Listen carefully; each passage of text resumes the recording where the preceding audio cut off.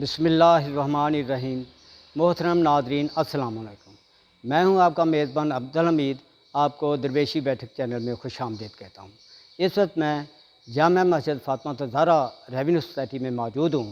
اب یہاں کے خطیب مفتی غلام حسن قادری صاحب کا ایمان افروز خطاب سنیں گے، تو آئیے سماعت فرمائیں۔ الحمدللہ الذی لم یزل عالما قدیرا حیا قیوما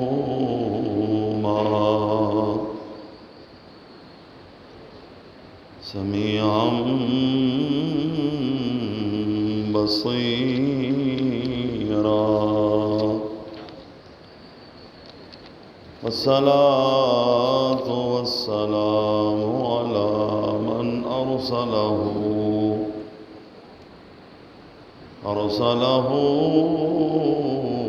إلى الناس كافة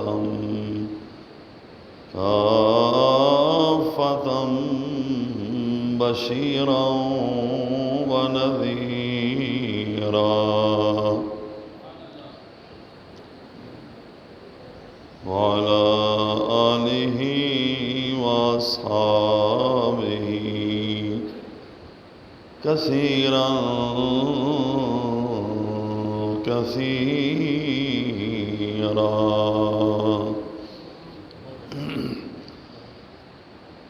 أما بعد فأعوذ بالله من الشيطان الرجيم بسم اللہ الرحمن الرحیم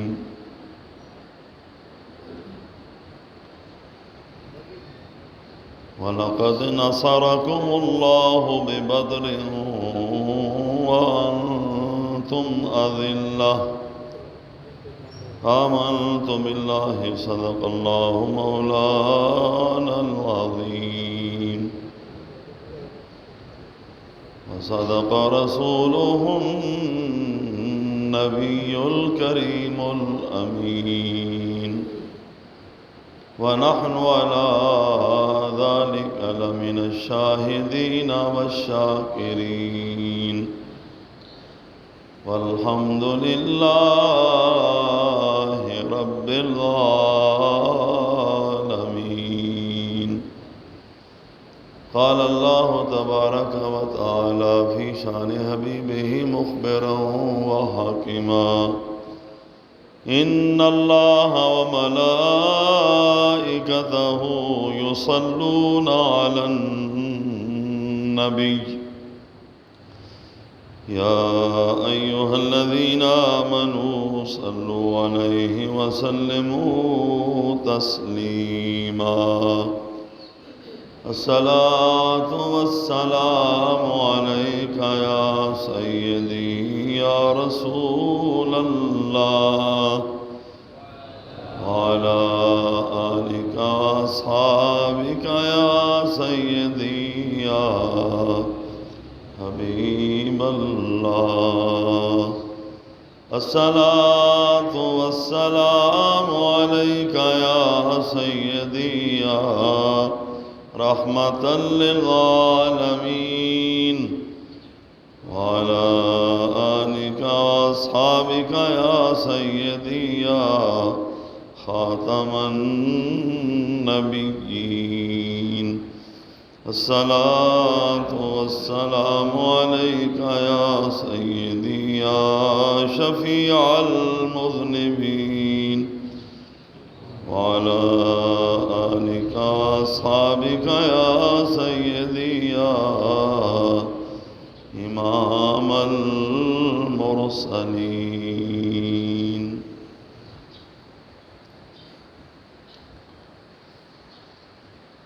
اللہ تبارک و تعالی جل جلالہ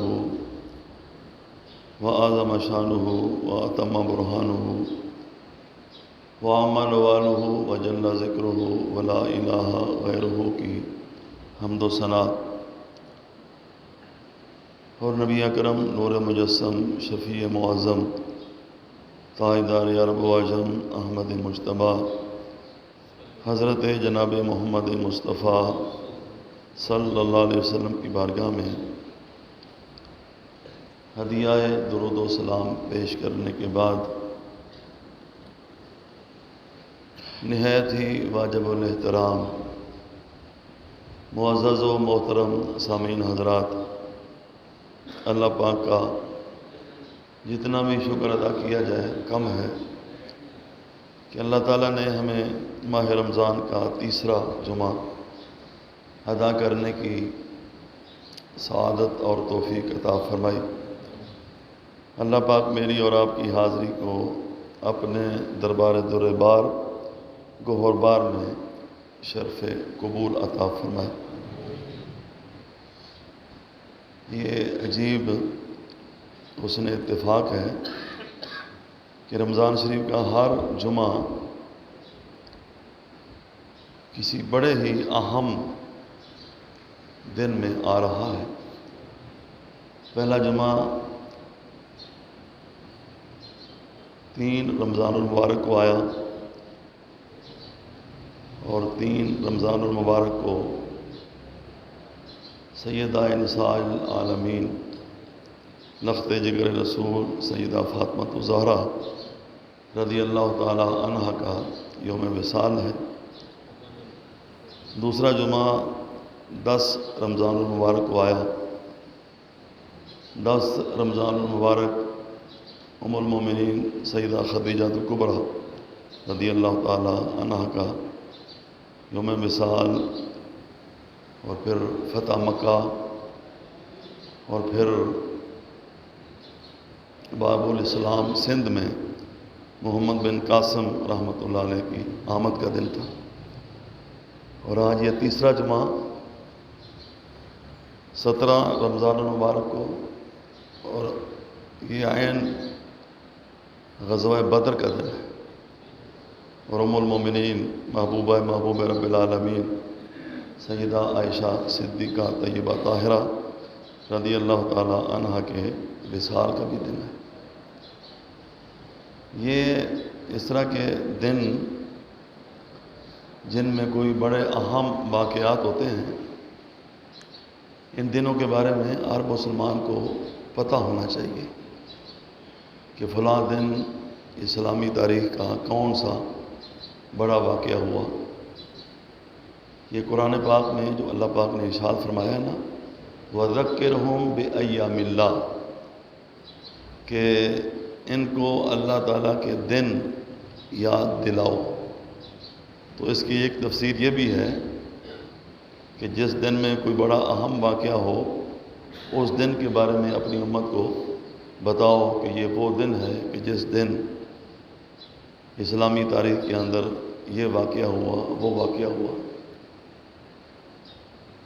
اس لیے کہ اسلام کی جو تاریخ ہے نا، بڑی روشن تاریخ ہے۔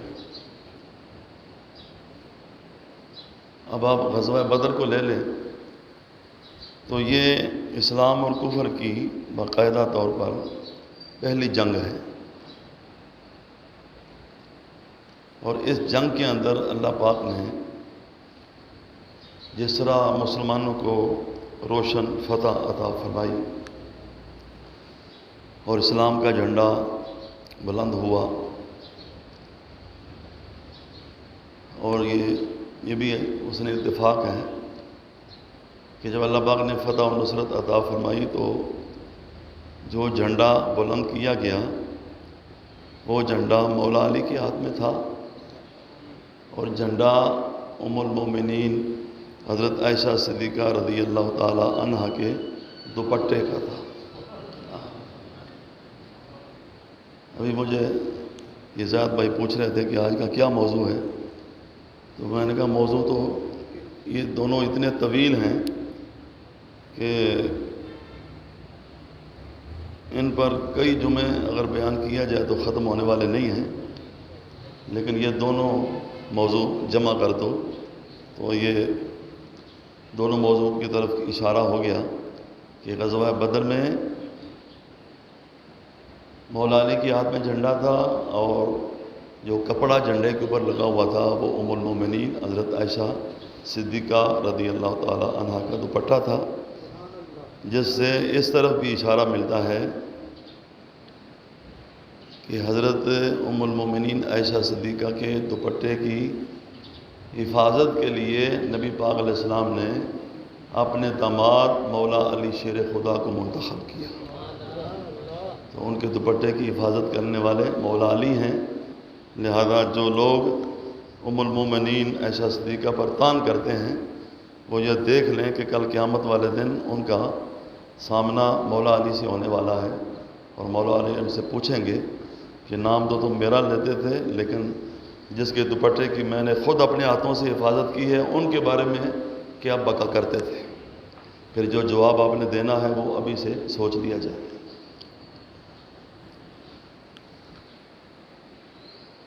میں نے جیسے عرض کیا کہ اسلام اور کفر کی باقاعدہ یہ پہلی جنگ تھی، اور تب سے لے کر یہ تقریباً 1000 سال اور سلطنت عثمانیہ کے زوال تک ہر میدان کے اندر مسلمانوں نے کافروں کو، یہودیوں کو، عیسائیوں کو ایسے لوہے کے چنے چبائے ہیں کہ اس کے بعد کفر نے یہ منصوبہ بنایا کہ ہم لڑ کر طاقت کے ذریعے مقابلہ کر کے ان سے پورے نہیں آ سکتے، کوئی اور طریقہ جو ہے وہ اختیار کیا جائے۔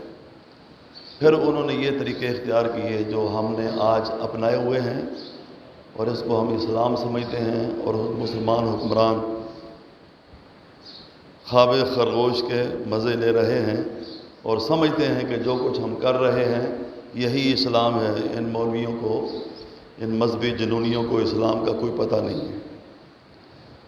جہاد کی عیدوں کو بچوں کے نصاب سے نکال دیا جائے، اپنی وضع قطع جو ہے وہ یہود و نصارہ کی طرح کر لی جائے، اپنا رہن سہن، عیش پرستی، آرام پسندی، اپنا ماحول، اپنا معاشرہ، یہ فلمیں، یہ ڈرامے، ان کے ذریعے سے اسلامی تشخص کو مسخ کرنا اور کفر کے، یہود و نصارہ کے کلچر کو عام کرنا، اب اس کو ماڈرن اسلام کہا جاتا ہے، ماڈرن اسلام، جبکہ اصل اسلام یہ ہے کہ ہر میدان میں اللہ پاک نے مسلمانوں کو اتنی قوت عطا فرمائی۔ مسلمان 1000 ہیں، عیسائی 1,00,000 ہیں، مسلمان 3000 ہیں، عیسائی 3,00,000 ہیں،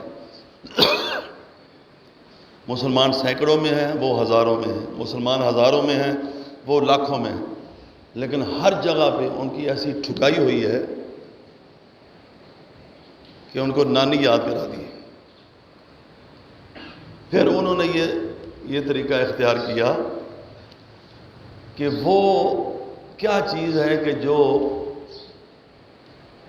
ان کو جان دینے پر بھی آمادہ کر دیتی ہے، کیونکہ کافر جو ہے نا وہ جان دینے سے بہت گھبراتا ہے، اس کو پتہ ہے کہ میں تو اللہ کو مانتا ہی نہیں ہوں اور آخرت کو نہیں مانتا، جنت دوزخ کو نہیں مانتا، تو میرے پاس تو صرف دنیا ہی دنیا ہے۔ اور مسلمان کو پتہ ہے کہ یہ دنیا تو ایک سائے کی طرح ہے، اس کی تو کوئی حیثیت ہی نہیں ہے، اصل جو ہے وَلَدَارُ الْآخِرَةِ اکبر، اصل گھر جو ہے وہ آخرت کا گھر ہے، لہذا وہ دنیا کو کوئی اہمیت ہی نہیں دیتا، کوئی سمجھتا ہی نہیں ہے۔ تو انہوں نے کہا کہ وہ چیز تلاش کرو، تو انہوں نے وہ چیز جب تلاش کی تو وہ تھی روح محمد، عشق رسول، ہاں، نبی پاک علیہ السلام کے نام پر اپنی جان کو قربان کرنا۔ تو انہوں نے کہا کہ یہ ان کے دلوں سے کسی طریقے سے عشق رسول کو نکال دو، ان کے سینے عشق رسول سے خالی کر دو، خالی نمازیں پڑھتے رہیں، روزے رکھتے رہیں، داڑھیاں رکھیں، ٹوپیاں پہنیں، لباس اسلامی پہنیں، عربی بولیں، لیکن روح محمد اس کے بدن سے نکال دو۔ علامہ اقبال نے اسی بات پر کہا ہے نا کہ یہ فاقہ کش جو موت سے ڈرتا نہیں ذرا، روح محمد اس کے بدن سے نکال دو، فکر عرب کو دے کے فرنگی تصورات، اسلام کو حجاز و یمن سے نکال دو۔ چنانچہ یہ آپ کو پتہ ہونا چاہیے کہ انگریز کے دور میں ایک باقاعدہ انگریز نے مہم چلائی تھی کہ ہندوستان میں اس نے بہت ساری ٹیمیں روانہ کی اور اس نے کہا کہ مسلمانوں کو عیسائی بناؤ۔ بڑا پیسہ خرچ کیا۔ سال 2 سال کے بعد جب وہ ساری ٹیمیں واپس آئیں تو اس نے کہا جی رپورٹ پیش کرو۔ رپورٹ پیش کی تو پتہ چلا کہ کوئی بھی مسلمان عیسائی نہیں ہوا۔ اب آگے جو افسوسناک بات ہے نا وہ آگے ہے۔ تو وہ بڑا ناراض ہوا، اس نے کہا اتنا پیسہ ضائع ہوا، اتنا ٹائم ضائع کیا تم نے، 2 سال پورے لگا دیے اور کوئی ایک بندہ بھی تم نے عیسائی نہیں کیا۔ تو ان ٹیموں نے کہا جناب عیسائی تو کوئی نہیں کیا لیکن مسلمان بھی کوئی نہیں رہنے دیا۔ اب نام کے مسلمان رہ گئے۔ اب وہ مسلمان نہیں رہے کہ جنگ بدر کے اندر 313 تھے، ادھر 1000 سے زیادہ تھے، یعنی 3 حصوں سے بھی زیادہ کافر تھے۔ اور کافر بھی کیسے کیسے تھے؟ ابو جہل جیسے، عتبہ جیسے، عتیبہ جیسے، شیبہ جیسے بڑے بڑے پہلوان قسم کے کافر۔ اور مقابلے میں کون تھے؟ چھوٹے بچے بھی تھے، بوڑھے بھی تھے، بیمار بھی تھے، اور کتنے تھے؟ 313 تھے۔ انہوں نے یہ نہیں کہا تھا کہ اگر ہم ان سے لڑیں گے تو ہماری معیشت ختم ہو جائے گی، ہم گزارا کیسے کریں گے، ہم دنیا میں کیسے رہیں گے، ہم فقر و فاقہ میں مر جائیں گے، کیونکہ مکہ جو ہے وہ تو تجارت کا بہت بڑا مرکز ہے، تو ان سے لڑائی لے کر ہم تو اپنی معیشت تباہ کر لیں گے۔ یہ نہیں کہا تھا، اس لیے کہ جب عشق رسول اور محبت رسول اور اللہ کے نام کو بلند کرنے کی بات آتی ہے نا تو پھر ان چیزوں کی طرف دھیان ہی نہیں جاتا۔ وہ کہا بعد میں دیکھا جائے گا، جو مسئلہ سر کے اوپر آیا نا پہلے اس کا علاج کرو۔ مجھے قرآن پاک کی اس موقع پر یہ آیت یاد آتی ہے کہ جب ہمارے حکمران کہتے ہیں کہ فرانس سے اگر ہم نے تعلقات ختم کر لیے تو ہماری معیشت تباہ ہو جائے گی، 60% چیزیں ہماری ادھر سے آتی ہیں، ہمارے بسکٹ ادھر سے آتے ہیں، ہمارا یہ ادھر سے آتا ہے وہ۔ اللہ پاک فرماتا ہے کہ الشیطان یعدکم الفقر، شیطان جو ہے وہ تمہیں ڈراتا ہے تنگ دستی سے، غربت سے، ایسا کرو گے تو ایسا ہو جائے گا، ایسا کرو گے تو ایسا ہو جائے گا، معیشت تباہ ہو جائے گی، پہلے بھوکے مر رہے ہیں، پہلے ہمارے حالات اتنے خراب ہوئے ہیں، اوپر سے تعلقات ختم کر لیے تو کنگال ہو جاؤ گے، غریب ہو جاؤ گے۔ اور یہ حسن اتفاق ہے کہ شیطان اس کا وزن جو ہے وہ ہمارے وزیر اعظم کے نام پر بنتا ہے۔ شیطان ڈراتا ہے کس سے؟ تنگ دستی سے، مفلسی سے۔ اور عمران بھی ڈراتا ہے ہمیں تنگ دستی سے، مفلسی سے، ختم ہو جائیں گے، تباہ ہو جائیں گے۔ صحابہ کرام نے یہ نہیں کہا تھا کہ یا رسول اللہ آپ کیسی باتیں کرتے ہیں، ابھی تو ہم نے ہجرت کی ہے، ابھی سال ہوا ہے مدینہ پاک میں آئے ہیں، مدینے کی ساری معیشت جو ہے وہ یہودیوں کے پاس ہے، اور مکے سے ہمارا، مکے والوں سے لین دین ہے، تجارت ہے، کاروبار ہے، تو ان سے بھی لڑائی لے لیں، نہ ادھر کے رہیں نہ ادھر کے رہیں تو مر جائیں گے بھوکے ہم۔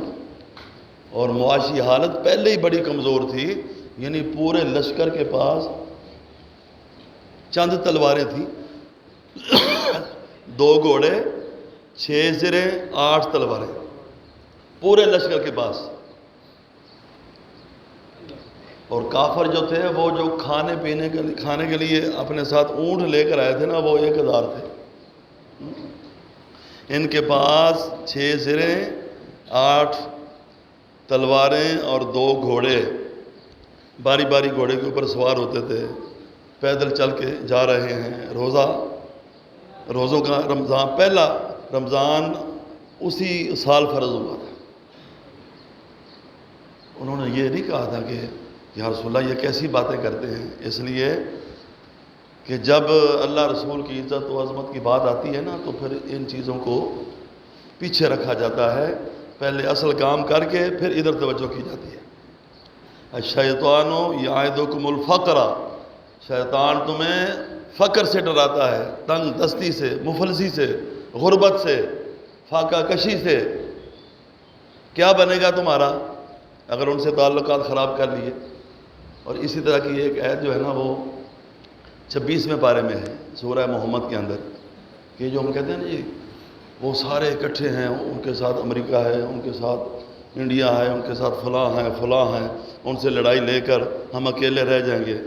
اللہ پاک فرماتا ہے اس غلط فہمی کو ذہن سے نکال دو۔ اسی لیے تو ہمارے حکمرانوں کو قرآن پڑھنے کی توفیق نہیں ہے نا، اگر پڑھ لیتے تو ترجمہ ان کو نہیں آتا۔ اللہ پاک فرماتا ہے کہ اگر ان کے ساتھ فلاں ہیں، ان کے ساتھ فلاں ہیں، ان کے ساتھ فلاں ہے، تو تمہارے ساتھ بھی کوئی ہے۔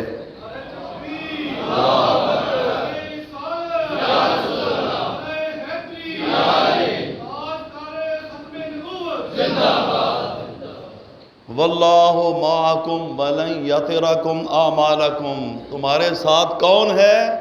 وہ ہے جو ان سب کو پیدا کرنے والا ہے۔ کبھی اس بات پر بھی غور کیا کرو۔ اور یہ غزوہ بدر میں اللہ پاک نے خاص طور پر یہ ارشاد فرمایا تھا، اللہ پاک نے فرمایا اذ یوحی ربک الی الملائکہ، اللہ نے فرشتوں کو وحی کی کہ جاؤ، میرا محبوب میدان بدر کے اندر اپنی ساری عمر کی پونجی لے کر آ گیا ہے۔ جتنی اس نے مکے میں محنت کی ہے، جتنی اب تک مدینے میں محنت کی ہے، سب کو بدر میں لے کر آ گیا ہے۔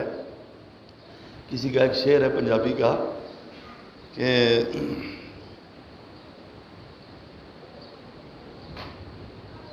سبحان اللہ، درود پاک پڑھو نا ایک دفعہ۔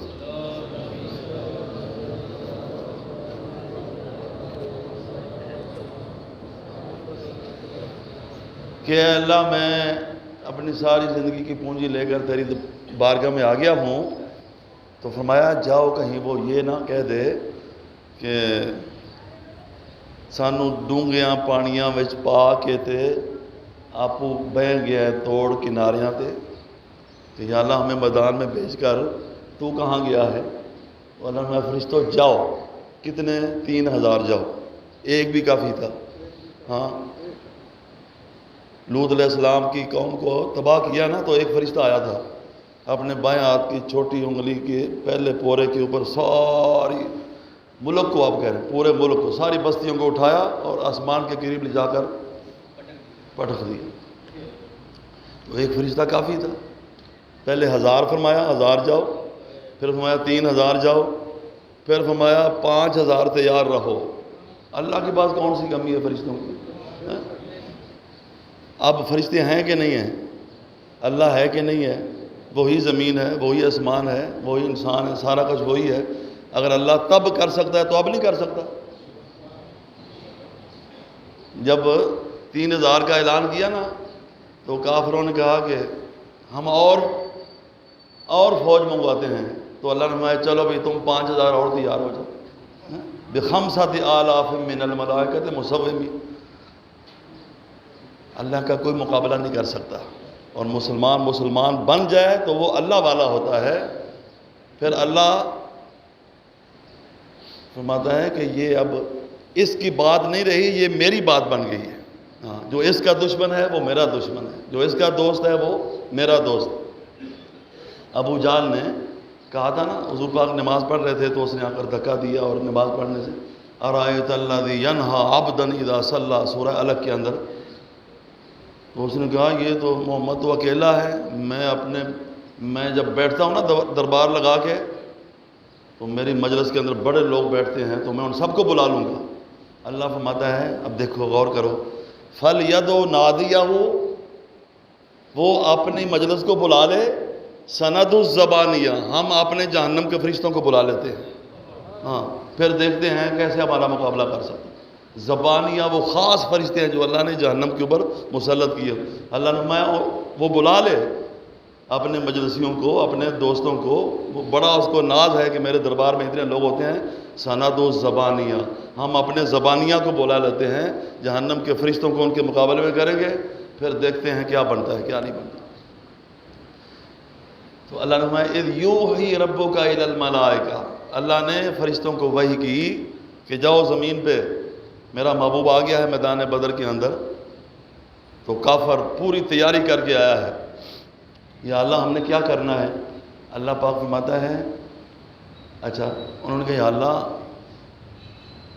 اب یہ الفاظ نہیں ہے قرآن پاک کے، لیکن ایک ایسا یعنی سیاق و سباق بنتا ہے کہ یا اللہ ہم اکیلے جائیں؟ تو اللہ نے فرمایا انی معکم، اکیلے کیوں جاؤ گے، میں تمہارے ساتھ ہوں۔ یہ الفاظ ہیں قرآن پاک سورہ انفال کے، انی معکم، میں بھی تمہارے ساتھ ہوں، تم چلو۔ یا اللہ ہمارا کام کیا ہوگا؟ فَاضْرِبُوا فَوْقَ الْأَعْنَاقِ وَاضْرِبُوا مِنْهُمْ كُلَّ بَنَانٍ، تمہارا کام یہ ہے کہ تم لوگوں کی گردنوں کے اوپر ضربے مارو اور جوڑوں کے اوپر، پوروں کے اوپر ضربے مارو، اور میرا کام یہ ہے کہ میں کافروں کے دلوں میں مسلمانوں کا رعب ڈال دوں گا۔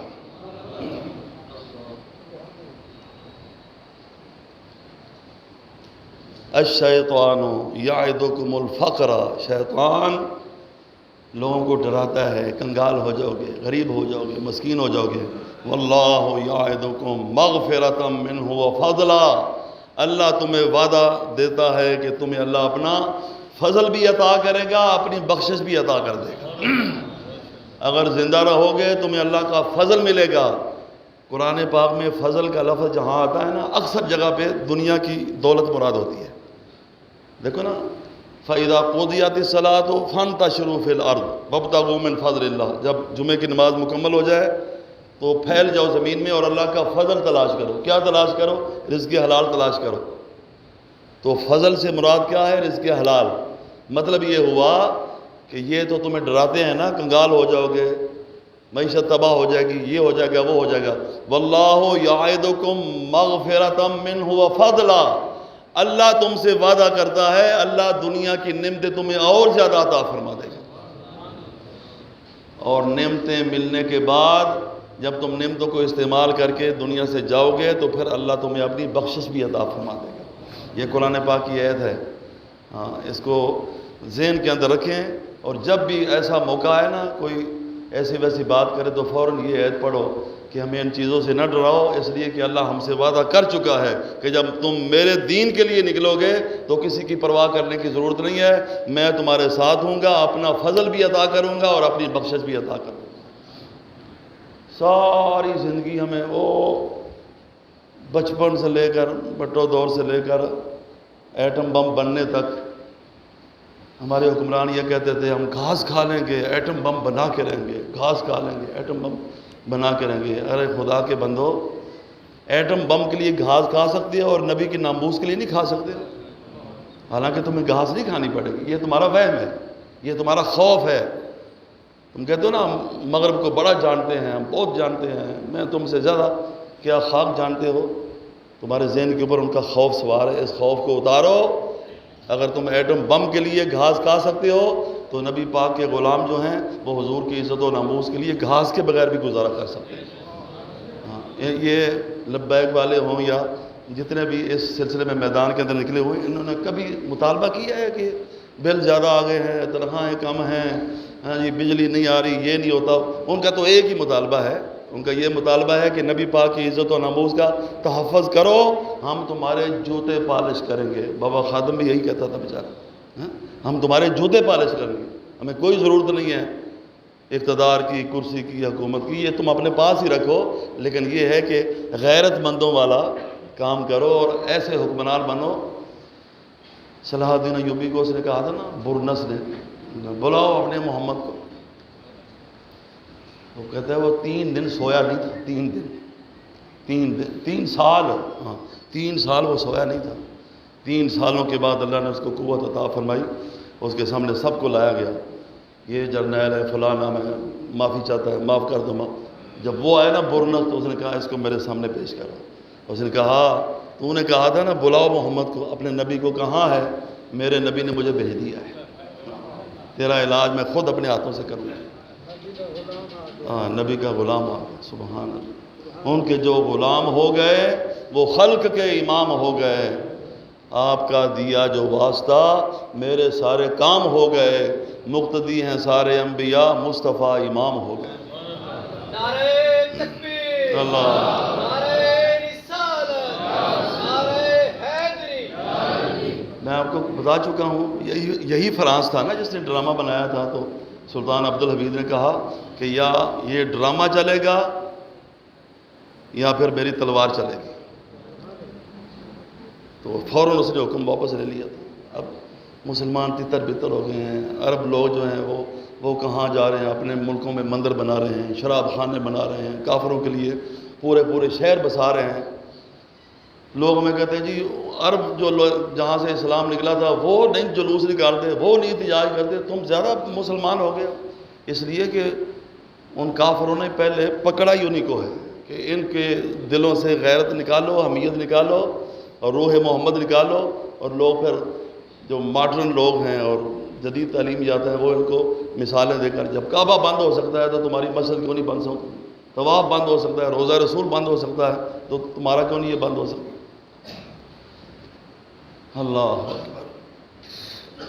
دین نبی دا وانگ یتیمہ کہنا تو نہیں چاہیے لیکن حالت یہی ہو گئی ہے۔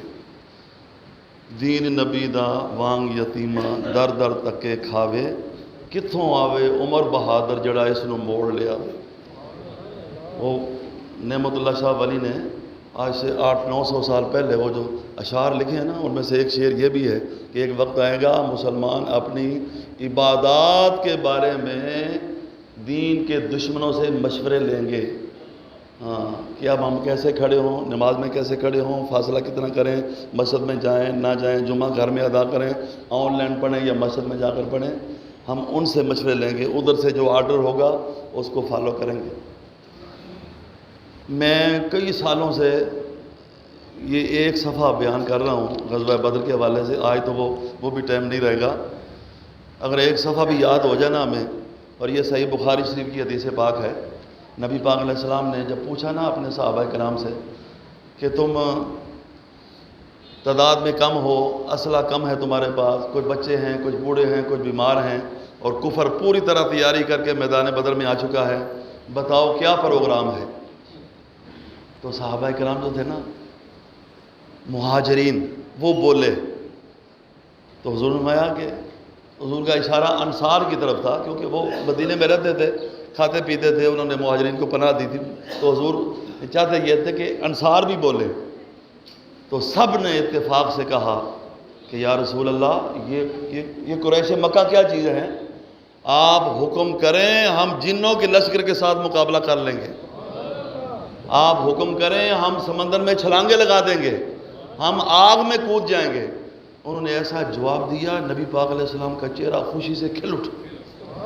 حفیظ جلندری نے بڑا پیارے یہاں پہ شعر کہے ہیں کہ اٹھے مقداد اٹھ کر عرض کی اے سرور عالم، نہیں ہیں قوم موسیٰ کی طرح کہہ دینے والے ہم۔ قوم موسیٰ نے کیا کہا تھا؟ انہوں نے کہا ہمیں بھوک لگی ہے، اللہ نے من و سلوہ اتار دیا۔ انہوں نے کہا ہمیں دھوپ لگی ہے، وَظَلَّلْنَا عَلَيْكُمُ الْغَمَامَ وَأَنزَلْنَا عَلَيْكُمُ الْمَنَّ وَالسَّلْوَىٰ۔ اللہ نے فرمایا اپنی جگہ پہ بیٹھے رہو، میں بادل بھیج دیتا ہوں صاحبان بنا کر۔ انہوں نے کہا ہمیں پانی چاہیے، اللہ نے یہ نہیں فرمایا کہ کنواں کھود لو، اللہ نے فرمایا فَاضْرِبْ اضرب بعصاک الحجر، اے موسیٰ پتھر پہ ڈنڈا مار، میں 12 چشمے جاری کر دوں گا۔ انہوں نے کہا ہم نے دریا پار کرنا ہے، کافر پیچھے آ رہے ہیں، فرعون لشکر لے کر آ رہا ہے۔ اللہ نے فرمایا اے موسیٰ یہی ڈنڈا جو تو نے پتھر پہ مارا تھا تو میں نے 12 چشمے جاری کر دیے تھے، یہی ڈنڈا دریائے نیل کے اوپر مار، میں 12 پل بنا دوں گا۔ لیکن جب موسیٰ علیہ السلام نے کہا نا چلو بیت المقدس کو آزاد کرانا ہے، اللہ کا حکم ہے، تو بولی قوم اے موسیٰ ہمیں آرام کرنے دے، خدا کی نعمتیں ملتی ہیں ان سے پیٹ بھرنے دے۔ اے موسیٰ تو دعا کرتا ہے تو پتھر سے پانی کے چشمے جاری ہو جاتے ہیں، تو دعا کرتا ہے اللہ پاک ہمیں نعمتیں عطا فرما دیتا ہے، تو دعا کر یہ ہمارا دشمن جو ہے خود ہی نیست و نابود ہو جائے۔ اللہ نے فرمایا موسیٰ ان کو کہہ دے یہ تمہارا امتحان ہے، تمہیں میدان جنگ میں جانا پڑے گا۔ تو وہ کہنے لگے نہیں ہم تو نہیں جائیں گے۔ فَاذْهَبْ أَنْتَ وَرَبُّكَ فَقَاتِلَا إِنَّا هَاهُنَا قَاعِدُونَ۔ اگر جانا ہے تو خود جا اور اپنے رب کو ساتھ لے جا، ہم تو یہاں بیٹھے ہم نہیں جائیں گے۔ یہ موسیٰ علیہ السلام کی قوم نے کہا۔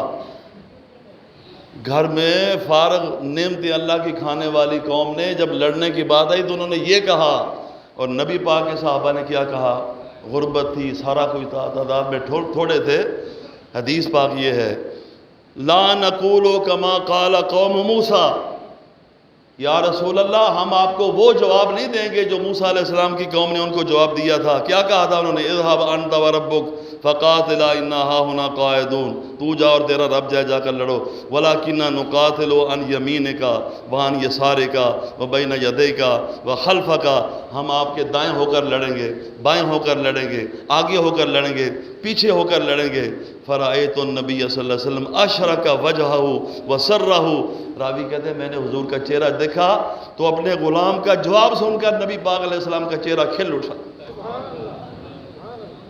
بندہ کچھ بھی نہ کر سکتا ہو تو ایسا جواب دے نا اپنے قائد کو تو وہ خوش ہو جاتا ہے۔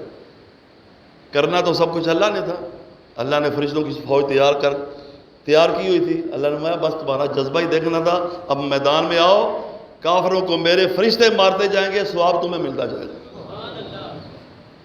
اٹھے مقداد اٹھ کر عرض کی اے سرور عالم، نہیں ہیں قوم موسیٰ کی طرح کہہ دینے والے ہم، نبی کا حکم ہو تو پھاند جائیں ہم سمندر میں، جہاں کو محو کر دیں نعرہ اللہ اکبر میں۔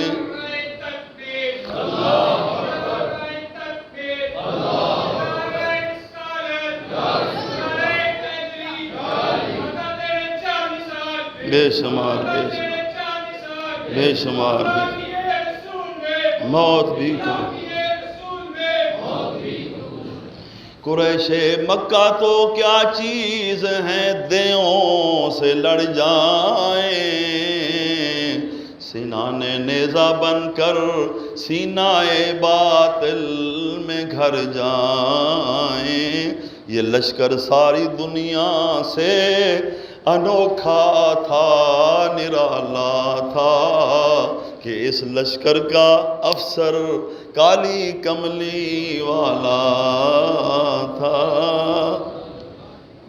باقی جو لشکر کے بڑے بڑے سربراہ ہیں نا، ابو بکر صدیق ہیں، عمر فاروق ہیں، مولا علی ہیں، عثمان غنی تو نہیں جا سکے تھے کیونکہ حضور نے فرمایا تھا میری بیٹی بیمار ہے، جو عثمان غنی کی بیوی تھی، اے عثمان تو اس کی خدمت کر، اللہ گھر بیٹھے تجھے غزوہ بدر کے غازیوں جیسا ثواب عطا فرما دے گا۔